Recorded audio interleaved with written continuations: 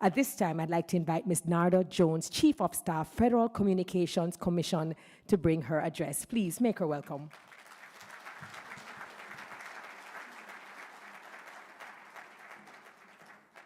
Good night and hello.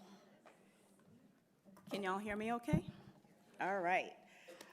To all the honorable government ministers and senior government officials from the region, CANTO's new chairman, vice chairman, CANTO board members, Secretary General Wankin, and the entire CANTO family.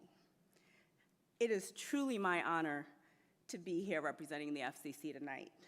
And on behalf of my boss, Chairwoman Jessica Rosenmersel, thank you to CANTO and everyone on the team for the kind invitation to allow me to address and speak at your 38th annual conference and trade exhibition. I'm especially honored to be part of this opening session with so many distinguished speakers and all of the regional leaders and esteemed officials here this week. I very much look forward to meeting and engaging with as many of you as possible this week in Miami and then continuing to build on those relationships going forward. I'd also like to thank CANTO's former chairman, David Cox, for all of his collaboration with the FCC over the years. I wish Mike Antonius all the best as CANTO's new chairman, and we look forward to continuing our excellent collaboration. So I'm really excited to be able to do this because I'm a child of the Caribbean. My great-grandparents migrated to Panama just after the turn of the century. The Charleses came from Trinidad, the Morrises from St. Lucia, the Baptistes from Haiti, and of course the Joneses from Barbados. So if you have one of those last names, we might just be cousins. And as an aside, if you need further proof of my Caribbean bona fides, know that I purchased Guinnep all the way here today from a roadside vendor, that I have Cersei Bush tea bags in my bag upstairs, and I never go anywhere, I have a prop, without my flag, because one must be prepared for spontaneous fetes. All right. So, my great-grandparents, like so many daughters and sons of their generation, came to Panama to work on the canal because of the economic opportunity, the building, and then the operation of that canal offered to them. They brought with them the focus, the drive, the entrepreneurial spirit, the intelligence, and the resourcefulness that's emblematic of the region. That's the energy I feel coursing through this conference venue today, and that is why I feel at home.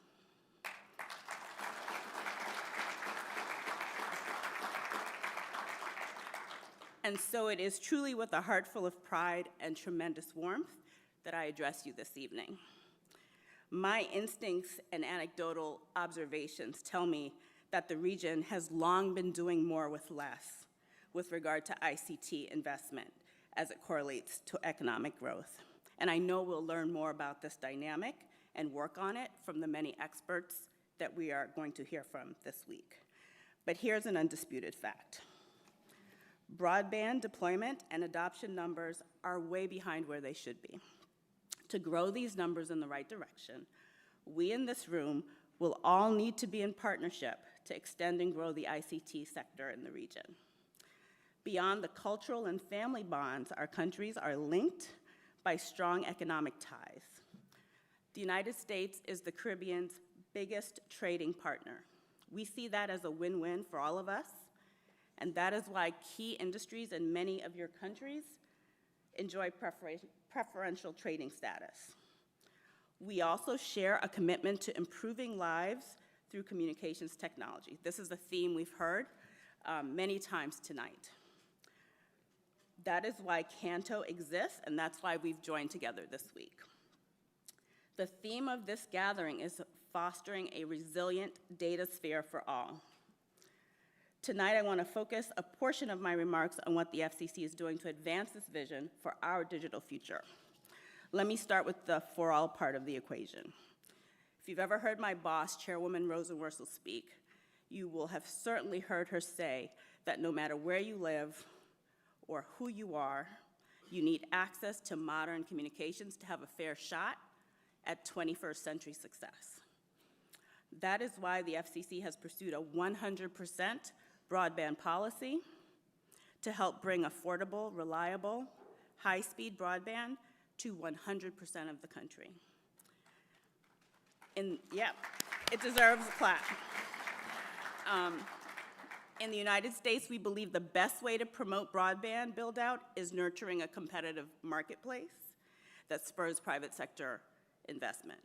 But the truth is, and we all know this, sometimes the economics of network deployment in certain mainly rural and insular areas are less than ideal for attracting private investment.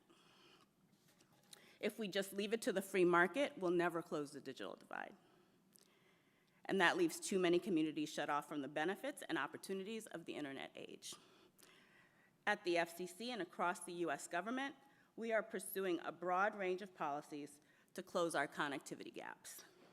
One of the most notable changes we've made in the United States is that we're taking more of an all-of-the-above approach to closing the digital divide.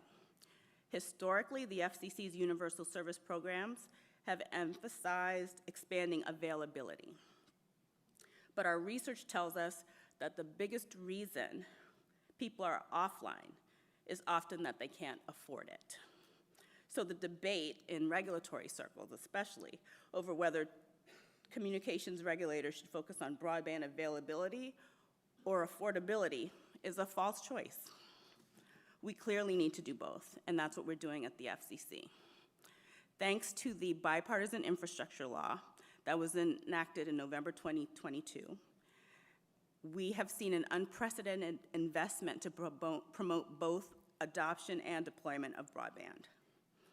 Specifically, that law called upon the FCC to establish the Affordable Connectivity Program, or ACP as we call it.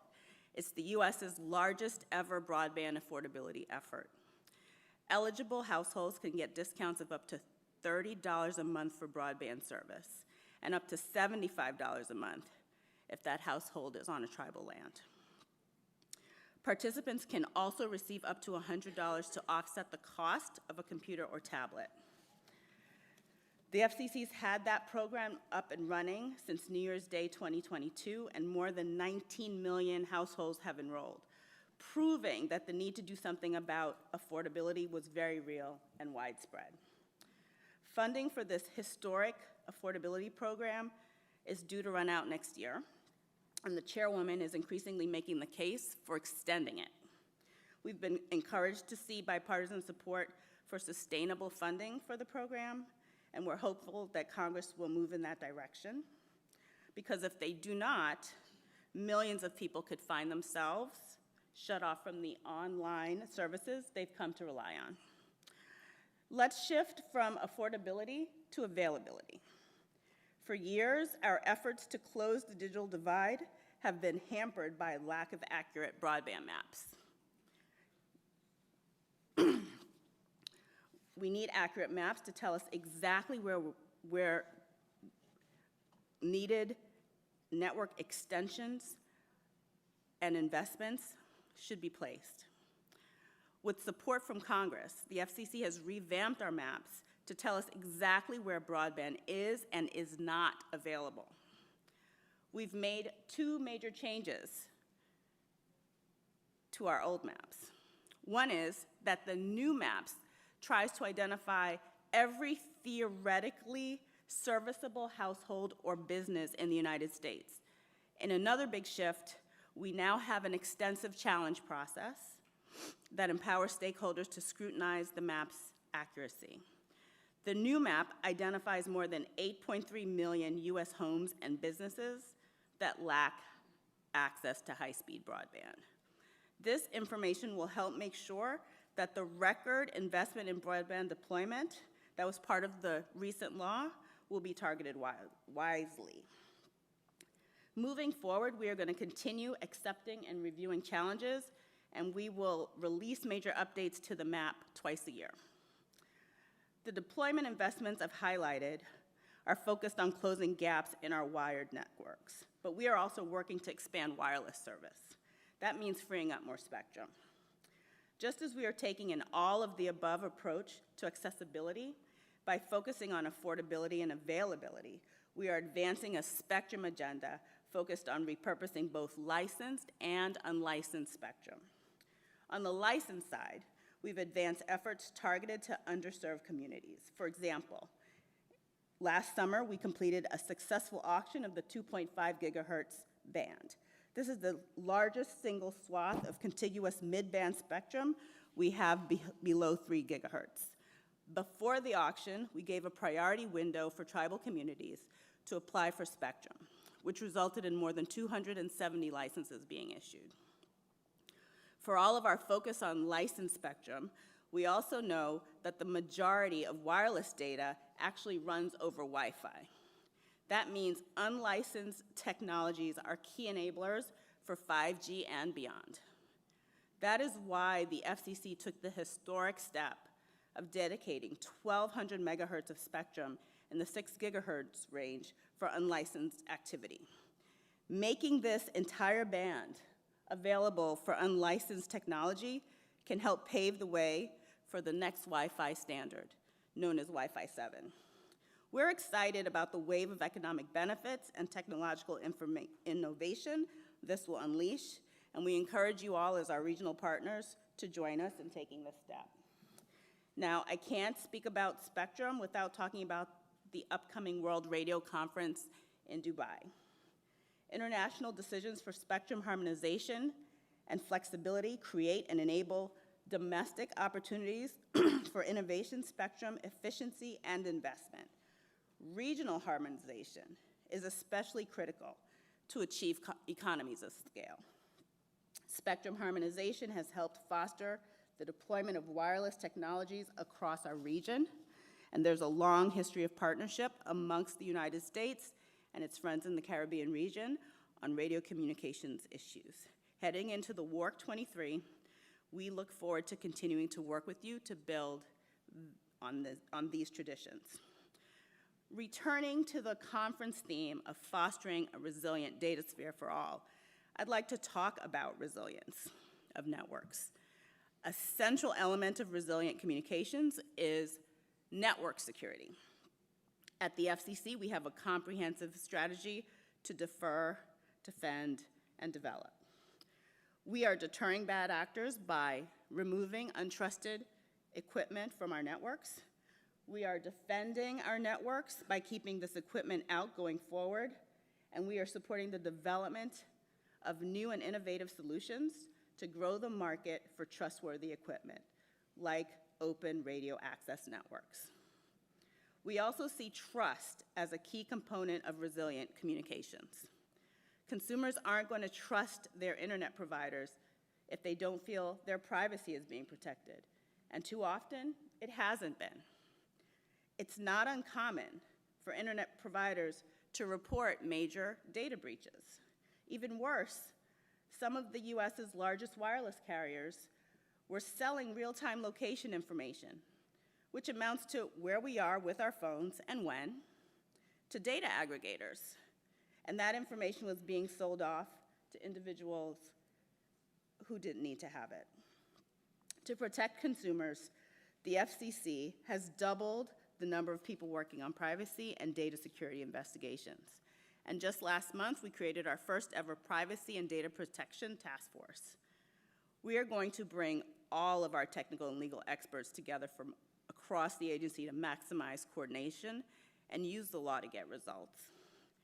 Just 3 days ago, Chairwoman Rosenworcel convened a workshop to explore the ways artificial intelligence can improve network reliability and resilience.